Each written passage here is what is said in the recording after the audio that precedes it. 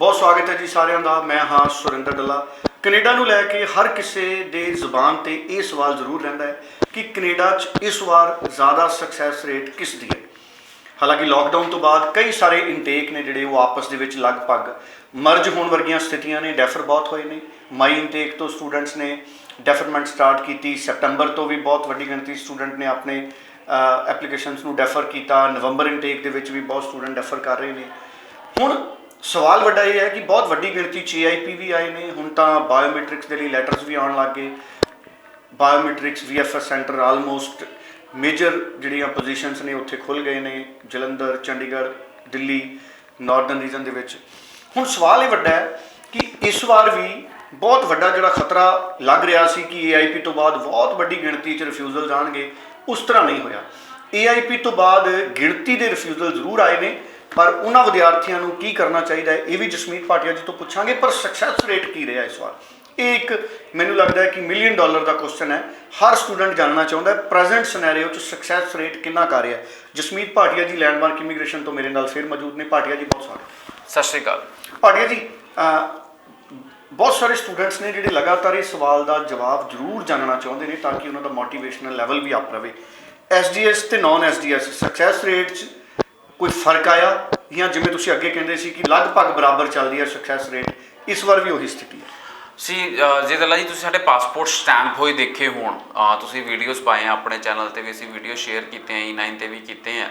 तो उहदे विचों मेरे कोल 50% मतलब कि नॉन SDS वीज़ा अप्रूव है। नॉन SDS स्टूडेंट्स नूं AIP आई सी, उन्हां दे पासपोर्ट ते वीज़ा लग्या, और उन्ना ही SDS वाले स्टूडेंट्स नूं भी वीज़ा AIP आई सी और उन्होंने पासपोर्ट ते स्टैंपिंग हुई।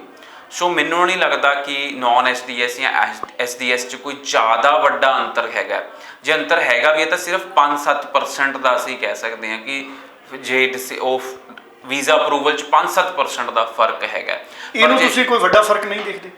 बिल्कुल भी नहीं, इन्ना कोई वड्डा फर्क नहीं हैगा। खास करके जे तुहाडे एक मॉड्यूल चो 5.5 बैंड है, जे तुहाडे एक मॉड्यूल चो 5.5 बैंड है तो तुसीं बेशक एक अच्छे सरकारी कॉलेज अपनी फाइल पुटअप करते हो तो तुहानूं वीज़ा मिलण दे चांस हाई है। बाकी सब कुछ डिपेंड करता है कि तुहाडी फाइल किद्दां पुटअप हुंदी है, किहड़े प्रोविंस च तुसीं अपनी फाइल लाउंदे हो, किद्दां तुसीं अपनी फाइल लाउंदे हो। ये सारियां चीज़ां ते ये चीज़ां मैटर करदियां ही करदियां।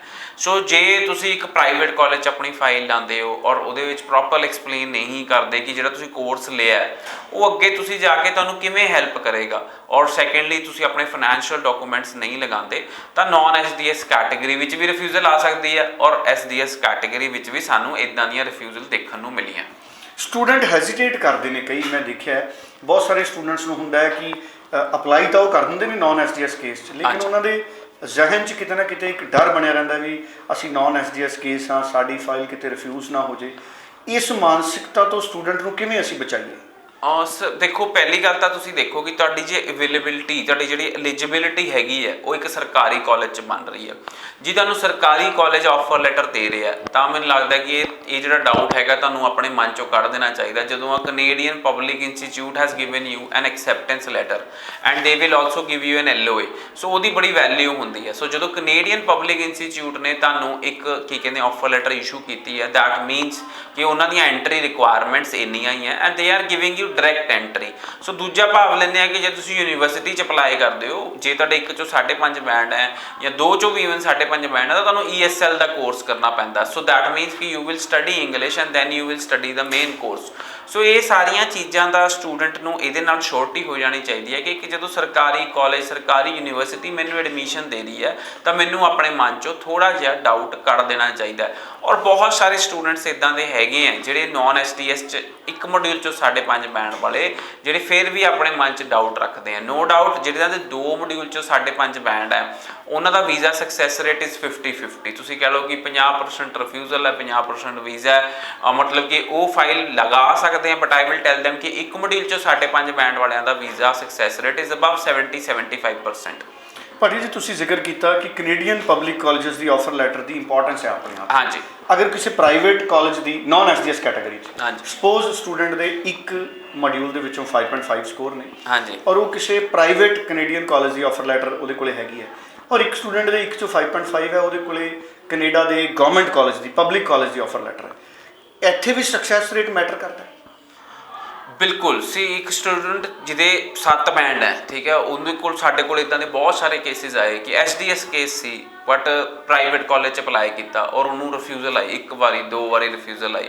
ਔਰ ਦੂਜੇ ਪਾਸੇ ਇੱਕ ਨਾਨ ਐਸਡੀਐਸ ਵਾਲਾ ਬੱਚਾ ਹੈ, ਓਵਰਆਲ 6 ਬੈਂਡ ਹੈ, ਸਰਕਾਰੀ ਕਾਲਜ 'ਚ ਅਪਲਾਈ ਕੀਤਾ ਔਰ ਉਹਨੂੰ ਵੀਜ਼ਾ ਮਿਲਿਆ।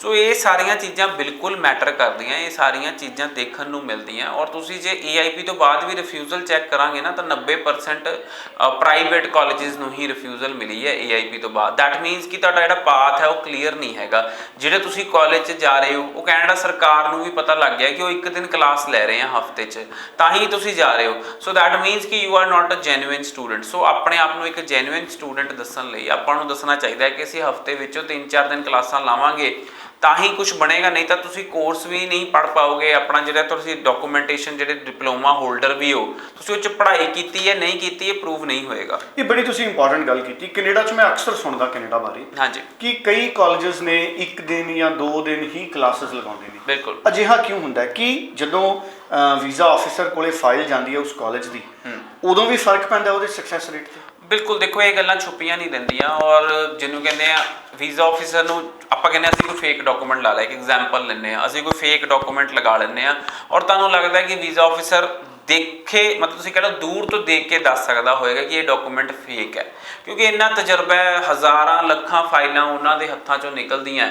ਔਰ ਕਿਸੇ ਦੀ ਵੀ ਕੋਈ ਇੱਦਾਂ ਨਹੀਂ ਹੁੰਦਾ ਕਿ ਵੀਜ਼ਾ ਆਫਿਸਰ ਕਿਸੇ ਦਾ ਚਾਚਾ ਹੈ, ਕਿਸੇ ਦਾ ਮਾਮਾ, ਇੱਦਾਂ ਦਾ ਬਿਲਕੁਲ ਨਹੀਂ ਹੈਗਾ। ਨਾ ਹੀ ਕੋਈ ਕੰਸਲਟੈਂਟ ਤੁਹਾਨੂੰ ਕਹਿ ਸਕਦਾ ਹੈ ਕਿ ਵੀਜ਼ਾ ਆਫਿਸਰ ਮੈਨੂੰ ਜਾਣਦਾ ਹੈ, ਬਿਕੋਜ਼ ਵੀਜ਼ਾ ਆਫਿਸਰ ਦੀ ਜਿਹੜੀ ਪੋਸਟ ਹੁੰਦੀ ਹੈ that is ambassador the post ਹੁੰਦੀ ਹੈ, as they are Saint firm Canada. ਜਿਹੜੇ ਕੁਝ ਕੈਨੇਡੀਅਨ ਸਾਡੇ ਵੀਜ਼ਾ ਆਫਿਸਰਸ ਹੁੰਦੇ ਆ।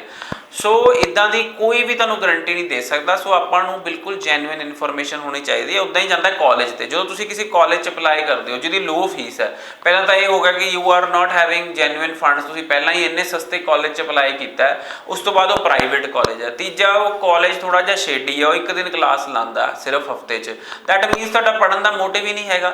ਸੋ ਇਹ ਸਾਰੀਆਂ ਚੀਜ਼ਾਂ ਮੈਟਰ ਕਰਦੀਆਂ when you apply for your student visa. So ਇਹ ਸਾਰੀਆਂ ਚੀਜ਼ਾਂ ਬਹੁਤ ਧਿਆਨ ਨਾਲ ਦੇਖੀਆਂ ਜਾਂਦੀਆਂ ਜਦੋਂ ਤੁਸੀਂ ਆਪਣਾ ਵੀਜ਼ਾ ਕੈਨੇਡਾ ਦਾ ਅਪਲਾਈ ਕਰਦੇ ਹੋ। ਬਿਲਕੁਲ ਠੀਕ ਹੈ। ਸੋ ਬਹੁਤ ਇੰਪੋਰਟੈਂਟ ਡਿਸਕਸ਼ਨ ਹੈ ਜਿਹੜੀ ਇਹ ਹੋਈ ਹੈ। ਬਹੁਤ ਹੀ ਇੰਪੋਰਟੈਂਟ ਪੁਆਇੰਟਸ ਇਹਦੇ ਵਿੱਚ ਅਸੀਂ ਡਿਸਕਸ ਕੀਤੇ ਨੇ। ਸੋ ਇੱਕ ਤਾਂ ਗੱਲ ਕਲੀਅਰ ਕਰਤੀ ਭਾਟੀਆ ਜੀ ਨੇ, ਐਸਡੀਐਸ ਔਰ ਨਾਨ ਐਸਡੀਐਸ ਦੇ ਵਿੱਚ ਡਿਫਰੈਂਸ ਕੋਈ ਬਹੁਤਾ ਜ਼ਿਆਦਾ ਨਹੀਂ ਹੈ। ਭਾਟੀਆ ਜੀ, ਤੁਹਾਨੂੰ ਮੁਬਾਰਕਬਾਦ ਵੀ ਹੈ, ਤੁਹਾਡੀ ਸਕਸੈਸ ਰੇਟ ਲੈਂਡਮਾਰਕ ਦੀ ਇਸ ਵਾਰ ਵੀ ਬਹੁਤ ਅੱਛੀ ਰਹੀ। ਸੋ ਮੈਂ ਜ਼ਰੂਰ ਚਾਹੂੰਗਾ ਕਿ ਲੈਂਡਮਾਰਕ ਦੀ ਸਕਸੈਸ ਰੇਟ ਬਾਰੇ ਵੀ 2-4 ਸ਼ਬਦ ਜ਼ਰੂਰ ਦੱਸੋ। ਔਰ ਸਾਡੇ ਕੋਲ ਦੇਖੋ ਤੁਹਾਨੂੰ ਦੱਸਿਆ ਸੀ 600 ਪਲੱਸ ਏਆਈਪੀਜ਼ ਰਿਸੀਵਡ ਹੋਏ ਸੀ, ਮੈਨੂੰ ਲੱਗਦਾ 650 ਦੇ ਕਰੀਬ ਏਆਈਪੀਜ਼ ਰਿਸੀਵਡ ਹੋਏ ਸੀ ਫॉर ਸਪਟੈਂਬਰ ਇਨਟੇਕ। ਐਂਡ ਉਹਨਾਂ ਵਿੱਚੋਂ ਹੰਨੇ ਸਾਡੇ ਕੋਲ ਸਿਰਫ ਇੱਕੋ ਹੀ ਕੈਨੇਡਾ ਦੀ ਜਿਹੜੀ ਆਫਟਰ ਏਆਈਪੀ ਰਿਫਿਊਜ਼ਲ ਆਈ, ਇੱਕੋ ਹੀ ਰਿਫਿਊਜ਼ਲ ਆਈ ਏਆਈਪੀ ਤੋਂ ਬਾਅਦ। ਹੁਣ ਉਹਦੇ ਪਿੱਛੇ ਬਹੁਤ ਸਾਰੇ ਰੀਜ਼ਨਸ ਹੋ ਸਕਦੇ ਆ। ਔਰ ਉਹ ਜਿਹੜੀ ਰਿਫਿਊਜ਼ਲ ਆਈ ਹੈ ਉਹ ਵੀ ਇੱਕ ਪ੍ਰਾਈਵੇਟ ਕਾਲਜ ਤੋਂ ਰਿਫਿਊਜ਼ਲ ਆਈ, ਤਾਂ ਉਹ ਚੀਜ਼ ਜ਼ਰੂਰ ਮੈਟਰ ਕਰਦੀ ਹੈ। ਸਾਰੇ ਸਟੂਡੈਂਟਸ ਨਾਲ ਮੈਂ ਸ਼ੇਅਰ ਵੀ ਕੀਤੀ ਵੱਖ-ਵੱਖ ਪਲੈਟਫਾਰਮਸ 'ਤੇ। ਤਾਂ ਉਹ ਸਟੂਡੈਂਟ ਦੀ ਵੀ ਅਸੀਂ ਰੀਫਾਈਲਿੰਗ ਕਰਾਂਗੇ ਕਿ ਜੇ ਉਹਨੂੰ ਦੁਬਾਰਾ ਵੀਜ਼ਾ ਮਿਲ ਸਕਦਾ, ਜੇ ਉੱਤੇ ਇਨਐਡਮਿਸਿਬਿਲਿਟੀ ਦਾ ਕੋਈ ਕਲੌਜ਼ ਨਹੀਂ ਹੈਗਾ। ਸੋ ਸਟੂਡੈਂਟਸ ਓਵਰਆਲ ਵਧੀਆ ਰਿਹਾ ਗਿਆ ਸਪਟੈਂਬਰ ਇਨਟੇਕ। ਸੈਕੰਡਲੀ, ਜਨਵਰੀ ਇਨਟੇਕ ਦੀ ਜੇ ਗੱਲ ਕਰੀਏ ਤਾਂ ਸਾਨੂੰ ਬੜੀ ਉਮੀਦਾਂ ਹੈਗੀਆਂ ਜਨਵਰੀ ਇਨਟੇਕ ਦੀਆਂ ਕਿ ਜ਼ਿਆਦਾ ਸਾਰੇ ਵੀਜ਼ਾ ਲੱਗ ਕੇ ਆਉਣਗੇ ਜਨਵਰੀ ਇਨਟੇਕ ਦੇ, ਕਿਉਂਕਿ ਹਾਲੇ ਤੱਕ ਡਿਸੀਜਨਸ ਇੰਨੀ ਤੇਜ਼ੀ ਨਾਲ ਨਹੀਂ ਆ ਰਹੇ। ਜੀ ਚਲੋ, ਥੈਂਕ ਯੂ ਸੋ ਮਚ। ਸੋ ਕੋਈ ਵੀ ਸਟੂਡੈਂਟ ਕੋਈ ਹੋਰ ਇਨਫੋਰਮੇਸ਼ਨ ਚਾਹੁੰਦਾ ਹੈ ਤੇ 90413 90412 ਤੇ ਸੰਪਰਕ ਕਰ ਸਕਦੇ ਨੇ।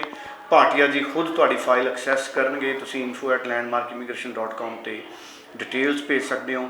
ਕਿਸੇ ਵੀ ਸਮੇਂ ਭਾਟੀਆ ਜੀ ਨੂੰ ਤੁਸੀਂ ਮਿਲ ਸਕਦੇ ਹੋ। Thank you so much Bhatia. Thank you so much.